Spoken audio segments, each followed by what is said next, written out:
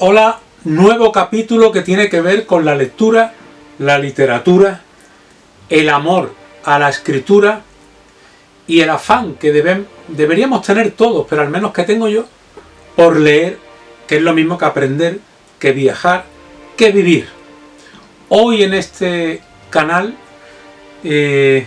con el que estoy contento porque vengo de vez en cuando a contarte cosas mías y a compartirlas contigo, hoy una distopía. Un capítulo para mí muy interesante. Ha sido muy interesante leerlo y creo que va a ser interesante contártelo. Hoy, Señor del Mundo, de Robert Hugh Benson.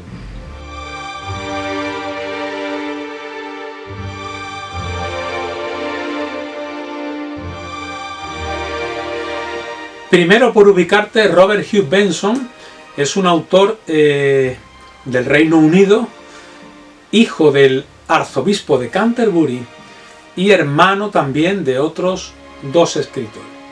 Bueno, nace en 1871, como te digo, en el Reino Unido y en el seno de una familia, imagínate, ¿no? Absolutamente anglicana. Ahí nace el autor del que te hablo hoy.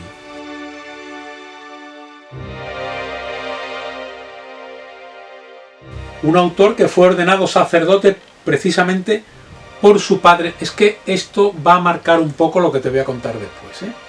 Ubícate, porque él es ordenado sacerdote, cura, por su propio padre, pero en el seno, lógicamente, de la creencia anglicana. Y esto le va a marcar, bueno, a él y a toda su familia. Con 25 años nada más, tiene el autor, Robert, 25 años cuando pierde a su padre. ¿Qué va a ocurrir además al poco tiempo de perder a su padre, al arzobispo? Pues que va a ser enviado a Oriente, a tierras orientales, por cuestiones de salud. El autor de esta novela, bueno, y de muchas otras piezas que te hablaré luego, poco a poco, quiero ir despacio, es enviado a, más que a curarse, a cuidarse.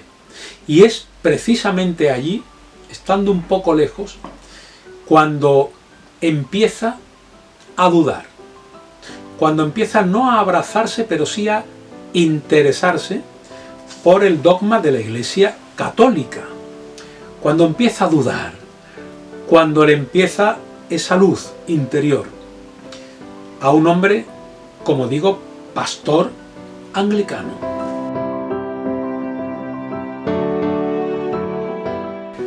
¿Qué sucede finalmente? Bueno, pues que en 1903 llega la conversión definitiva. El autor de Señor del Mundo dice: yo quiero ser católico. Pero atención, no solo sucede esto en el 3, sino que un año más tarde, solo un año más tarde, Robert Hugh Benson es ordenado sacerdote de la Iglesia Católica, claro.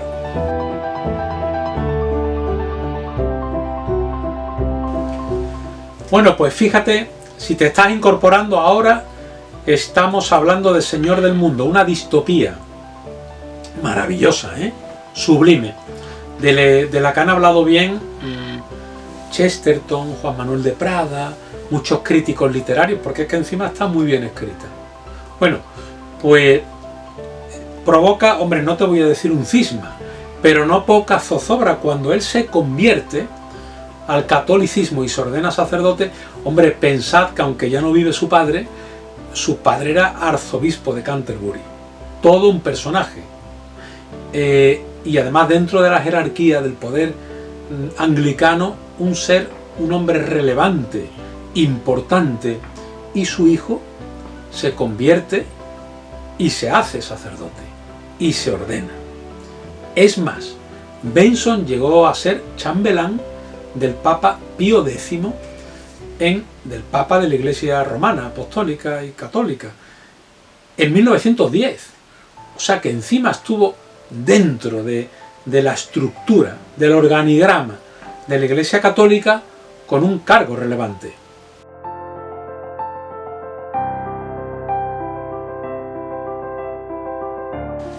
Bien, pues Monseñor Benson no deja de escribir. A pesar de sus ocupaciones como chambelán del Papa, él no deja de escribir. En esa época, además, claro, se acerca a todo tipo de literatura, pero ahí hay un poco de producción, obviamente, ¿no?, más espiritual. Y en este contexto, en este escenario, en este marco que te acabo de resumir, llega la obra Señor del Mundo. Es este libro del que te hablo hoy, que acabo de leer, es considerado, yo había leído varias distopías, luego te cuento. La más conocida seguramente, que tú ahora puedas recordar, 1984, de Orwell. Pero bueno, en el contexto que te acabo de dibujar, por marcarte un poco un pequeño escenario, ahí nace Señor del Mundo. Es considerada una de las distopías fundamentales de la modernidad. Tiene un siglo y algo más, siglo y cuarto aproximadamente, pero creo que es de 1907. Pero en cualquier caso, tú ya eso lo miras. Está considerada una pieza, una obra de las importantísimas, definitivas, en el universo de las distopías. Te he hablado varias veces de la distopía en el universo literario. Ahora voy a intentar definirte por encima siquiera qué significa. ¿Qué es una distopía? Seguimos poco a poco.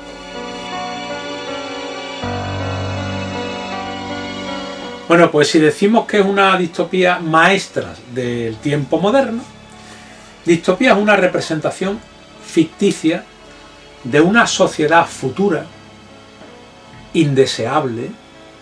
Esto da vértigo pensarlo, indeseable, caracterizada por, ¿qué te digo?, por la alineación humana, claro, por gobiernos tiránicos, totalitarismos, desastres medioambientales, giros bruscos en el curso, manipulación del auténtico espíritu humano para contrarrestar bondades.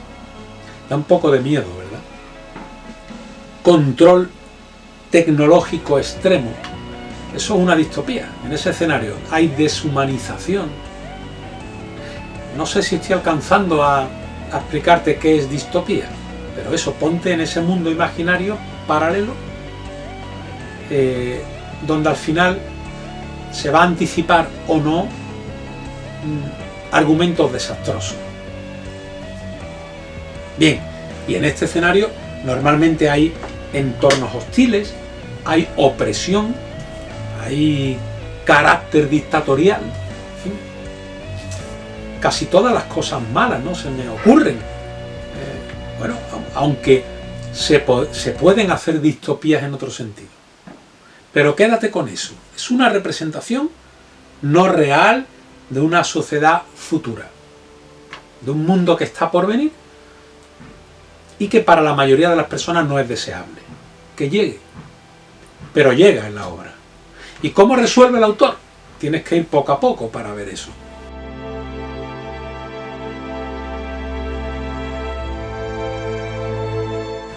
A veces, tú piensas que a veces los autores que escriben distopías lo hacen también como denuncia.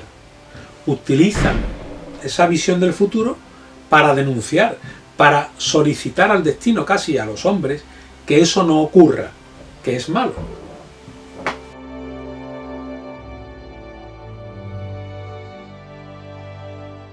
Bien, pues en este mundo perturbador que acabo de dibujarte, distopías conocidísimas. 1984, de George Orwell, te la cité antes. Ensayo sobre la ceguera, José Saramago, muy recomendable. Está leída, claro, por supuesto, por mí. Creo que no te lo conté aquí, pero claro, aquí no te he contado ni el 10% de lo que uno ha leído, ¿no? Más que puedes apuntar Un mundo feliz, de Huxley, creo que era Huxley, se escribe, ¿no? Ahí tienes otra. Más distopía si quieres. La carretera, de Cormac McCarthy, La carretera, buenísima. En fin, que tienes distopías ahí en las que tú indagar, crecer. Pero hoy te hablo de Señor del Mundo. Aquí, leyéndola, yo he sentido de todo, de todo, te cuento. ¿Cómo nace Señor del Mundo? Bueno, hay que acudir al mejor o más importante biógrafo que tiene Benson, que es un sacerdote. ¿Por qué hay que acudir a él? Porque es en 1907, bueno, un poco antes, porque ahí se publica, se escribe, cuando el mentor literario de Benson le ofrece al autor, le dice, padre, deberías escribir sobre el anticristo. Una preocupación que usted maneja bien. Y es un poco el que le abre la senda, el camino a Benson para escribir sobre esto. Esta recomendación de su mentor literario, ¿cómo se llamaba? Se llamaba Rolf, creo recordar, Rolf escrito. Ese era el mentor literario de Benson. Y a él se le ocurre decirle esto al autor. Escribe sobre esto. Y así lo cuenta aproximadamente, yo lo digo de una manera burda, pero así lo cuenta el biógrafo fundamental de Benson, como te digo, que era un cura, el padre Martin Dale. Cuenta que esto fue así. Se lo recomienda al mentor. Él está en esos momentos, Benson está ejerciendo como capellán en la Universidad de Cambridge, Reino Unido, y se pone a escribir Señor del mundo. De fondo, el anticristo y el futuro de la tierra, de los hombres, el futuro de la convivencia de los hombres en la tierra. Y algo que quiere venir para aplastar la idea de Dios. Y arranca la historia.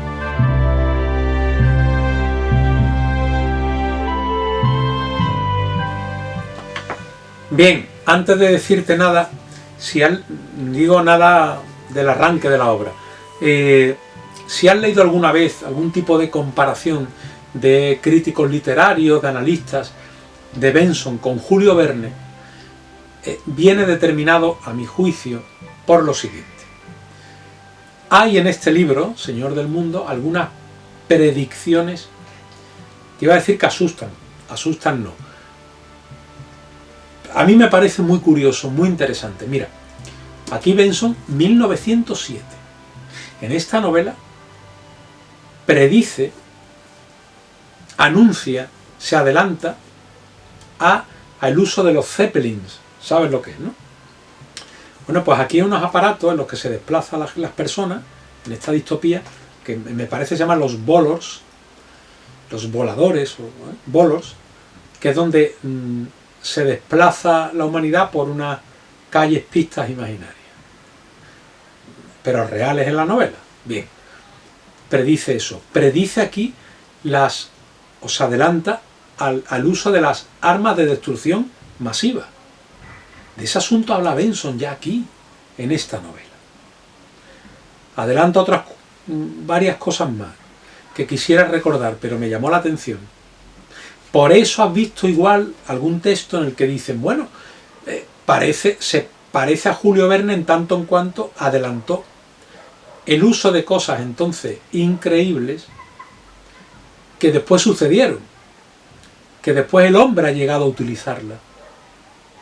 En este sentido es muy interesante. Vamos a entrar en la distopía, en Señor del Mundo.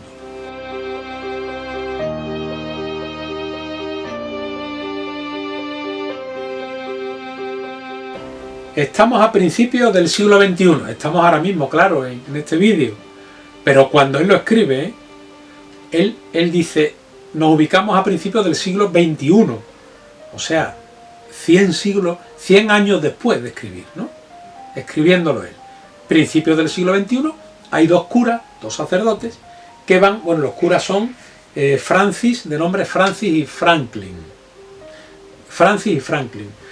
Y van a visitar a un caballero. Templeton, creo que recordar, ¿no? El señor Templeton, puede ser, bueno.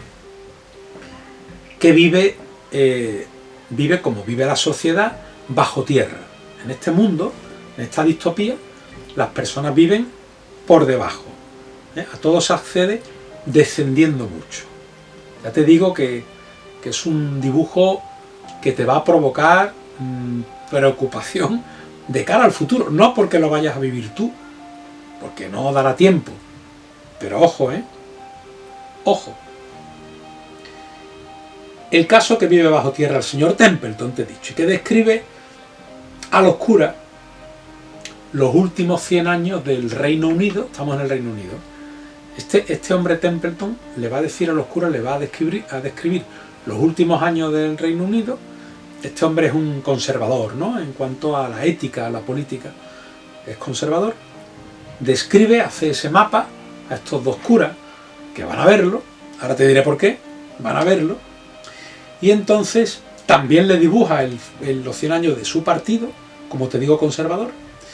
Y cuando el Partido Laborista llega al poder, aparece, ahí está la distopía, aparece ese mundo radicalizado que trae lo impersonal, que iguala a todos, despojándolos a todos de todo.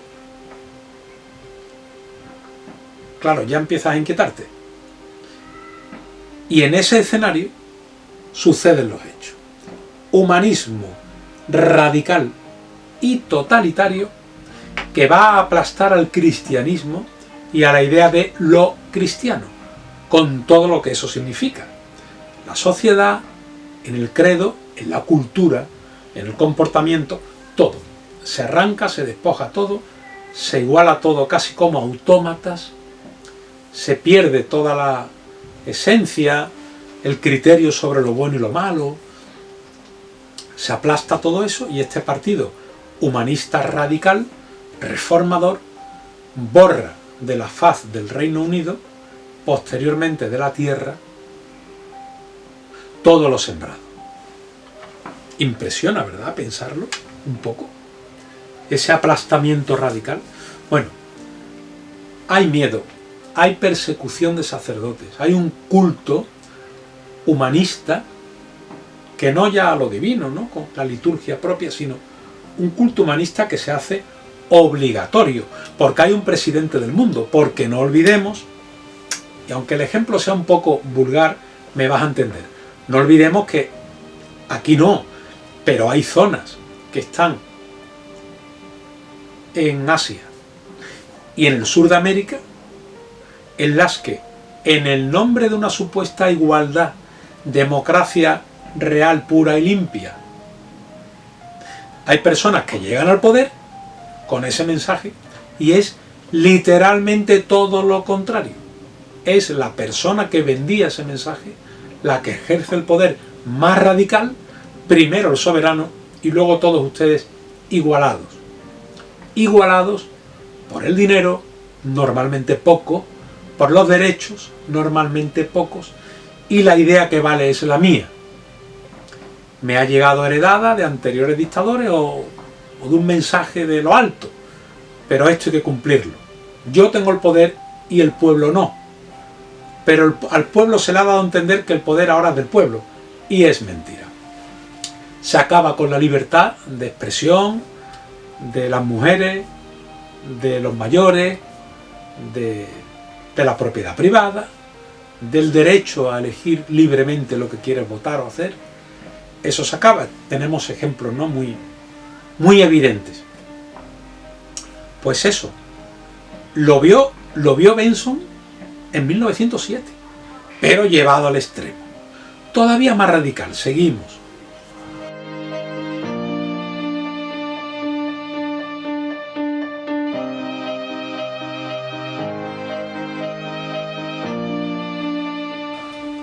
No sé si te provoca incertidumbre o temor, pero hay un presidente del mundo, en la obra se llama Julian Felsenburg se pronunciará, y ese es como el dios, ¿no? Es el líder supremo, además con ínfulas de deidad, ¿no?, con comportamiento como de un dios soberano que sin embargo dice ser todos iguales, ¿no? Y él te obliga a hacer lo que él dice. Realmente es una dictadura como casi todas encubiertas, ¿no? Bien, Felsenburg guía una congregación, invita al rezo de lo que él llama la diosa madre, en fin, estas cosas de los iluminados, ¿no?, pues ya las veía Benson en el 7 del siglo XX.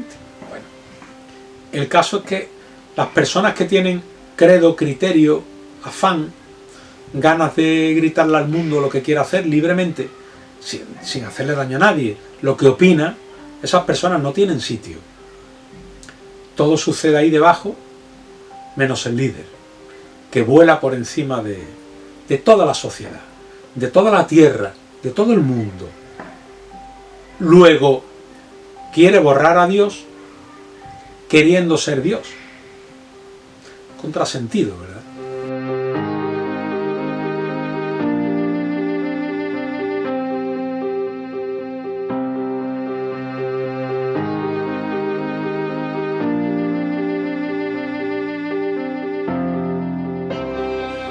Bueno, se ataca, vamos a ver, es como un retorno al paganismo más radical, una relativización, pero descomunal, una banalidad absolutista. Todo valéis lo mismo, pero valéis lo mismo es cero. Al final, esas cosas llevan al cero. Nadie es nadie. Manda al ser humano. El ser humano, ¿con qué jerarquía? ¿Con qué estructura? No. Solo yo, que soy el que lo he visto, ¿no? El Salvador. Todos ustedes igualados. Pero ¿a quién le pertenece la razón? A mí. Aquí en el debate no existe. ¿A quién le pertenece el dinero o el poder ganarlo? A nadie, a mí. ¿Yo dónde tengo que vivir? Donde yo te diga. ¿Y a qué hora y cómo hago las cosas? Cuando yo te diga. Humanismo llevado al extremo. Un sinsentido. Por eso decíamos, la distopía normalmente es un mundo cruel, no deseado. A eso debe atender cuando se dice que algo es distópico. Bien, por ahí, ¿no? ¿Qué ocurre? En ese retorno al paganismo descomunal, que se ataca a las fiestas, a la dulzura, a la bondad, al sentimiento religioso, al sentimiento de convivencia, pero en su grado más sagrado.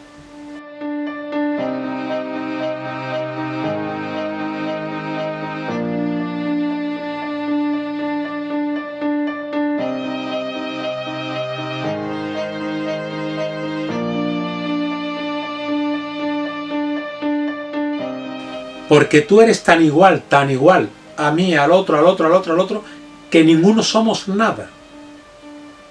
Solamente el Dios del mundo, el Señor del mundo, es alguien. Porque Él ha visto eso así, ¿no? En fin. Imagínate la experiencia que viven estos dos sacerdotes, pero también cualquier persona, ¿no? Tú o yo, los ciudadanos, en un mundo así. Bueno, esta novela causó fuertes reacciones. Tanto es así que Benson recibe, cuando se publica la novela, miles de cartas. Miles. A las que muchísimas de ellas las responde. Muchas de personalidades, ¿eh? Todos impresionados. Tú dirás, oiga, al final de la novela, un momento, yo no me siento de verdad, ni con autoridad ni con apetencia, nunca, en estos capítulos de decirte cómo acaba un libro.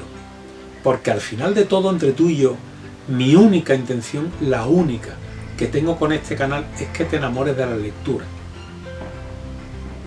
Y si yo te adelanto cosas, creo que no te lo vas a leer. Tampoco estoy convencido de que ahora te lo leas, cualquiera de los que te digo. Pero me cabe esa esperanza.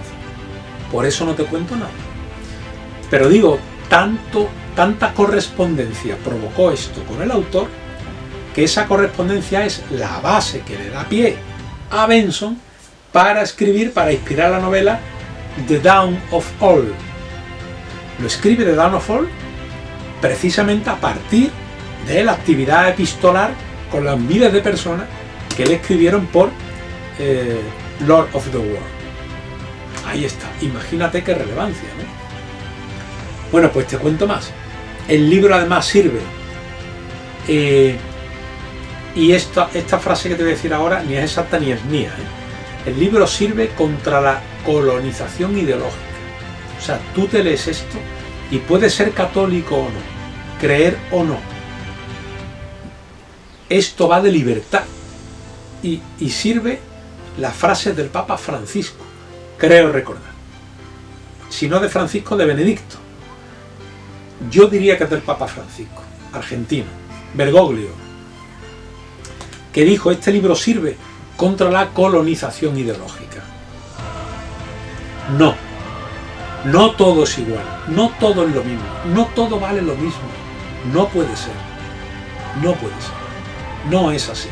No puede haber una persona que marque una línea y decida. Tienen que decidir las comunidades, los pueblos, las culturas. Las personas deben tener la libertad de ejercer o no el credo que quieran o no, de tener familia o no, amigos o no, pero que nadie le indique qué hacer cada día, a qué hora, cómo y por qué. Que nadie le diga que el humanismo es equidistante, que todas las personas han de comportarse como un ser igual, todos al unísono, como una máquina perfecta, y que haya un hombre superior que la ponga en marcha o la detenga. No, eso es colonizar la libertad del ser humano. De manera que la libertad de uno es la libertad de uno, y uno debe decidir. Y de eso va al final la obra. Señor del mundo, de eso va. Va de libertad. Bueno, decía, en pleno Apocalipsis hay como un triunfo, ¿qué digo yo?, espiritual del ser, del hombre espiritual. Del hombre que va más allá de la carne y de la piel. Del hombre del sentimiento, del hombre trascendente. Hay un canto a la libertad, un triunfo, digo, que debes encontrar tú. Ya está, es que acabo de estar tentado de decirte algo más, pero no te lo voy a decir. Voy a aguantar. Tienes que encontrarlo tú. Esa propuesta de Benson, debes hacerlo tú.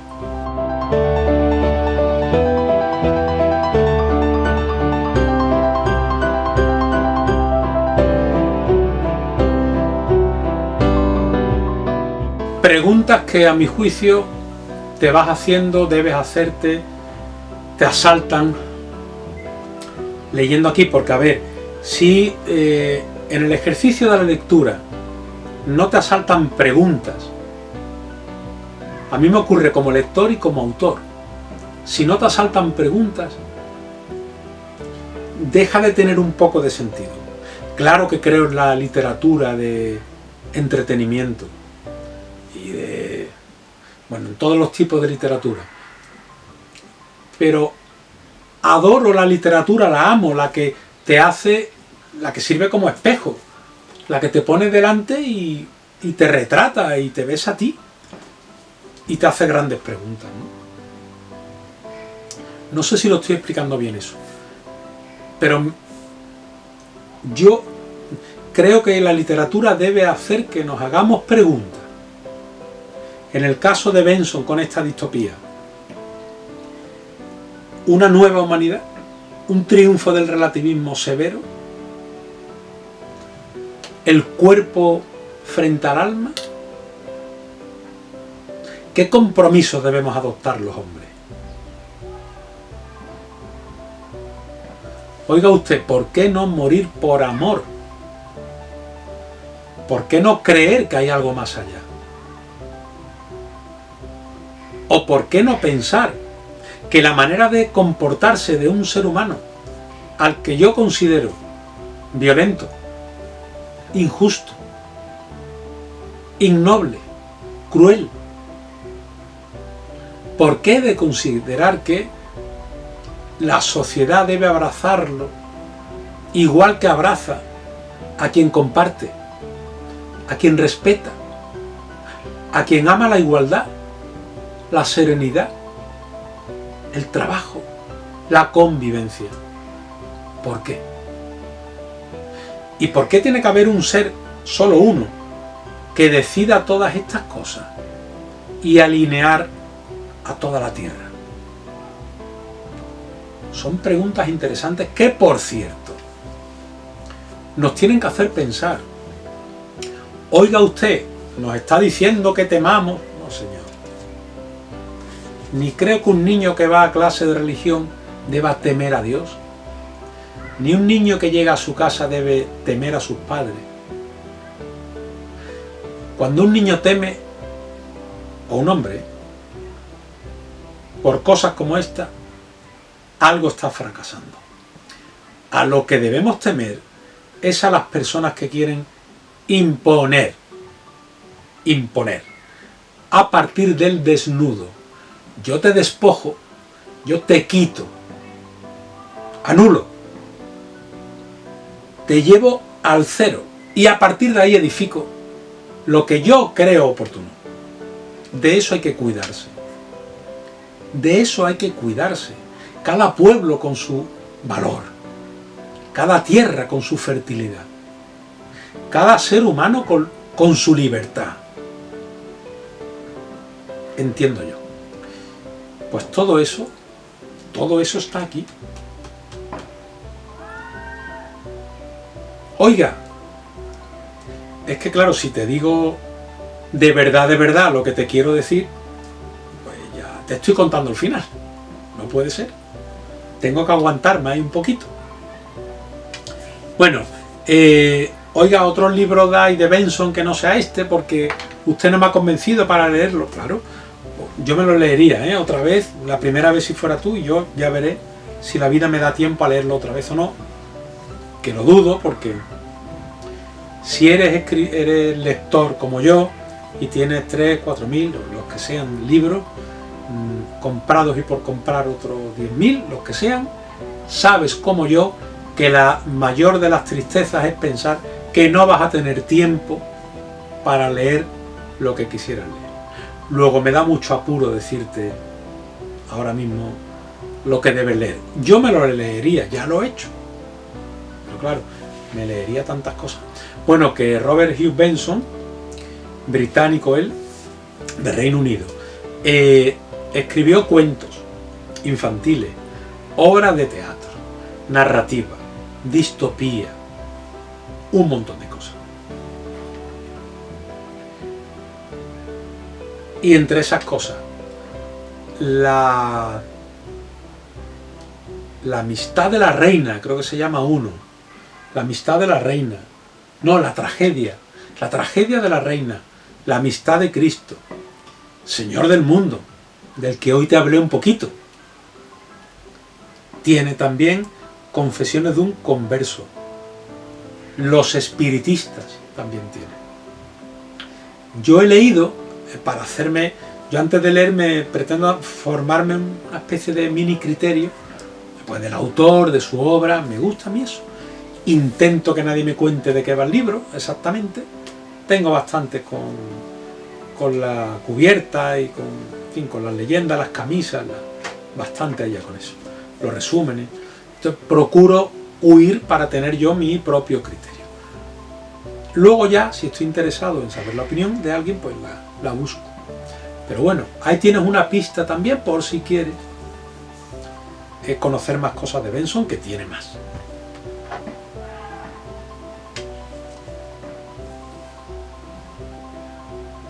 Miedo, emoción, temor, esperanza, pero sobre todo, hace pensar. La historia que aquí se contiene tiene una mujer protagonista también, de la que no, bueno, dos, de la que no te hablé en exceso, pero ya la descubrirás. Todo eso tiene este libro. Por eso es rico, por eso es algo a lo que acercarte, porque es como una luz ahí que brilla, y tú dices, ¿y tú qué haces brillando? Y te acercas ahí, lo abres y dices tú, ahora, claro, y te provoca. La lectura te tiene que provocar. Oiga, en esta dirección, en aquella, en las dos, o en una tercera, pero provocarte cosas. Señor del mundo lo ha conseguido. Yo lo he leído en esta edición que estás viendo y que has visto hoy, de la biblioteca Homo Legends, creo recordar. Homo Legends, eso es. Y es un libro que me regaló, por cierto, mi hermano Ángel, como otros muchos, ¿no? otros tantos además. Y bueno, y aquí está.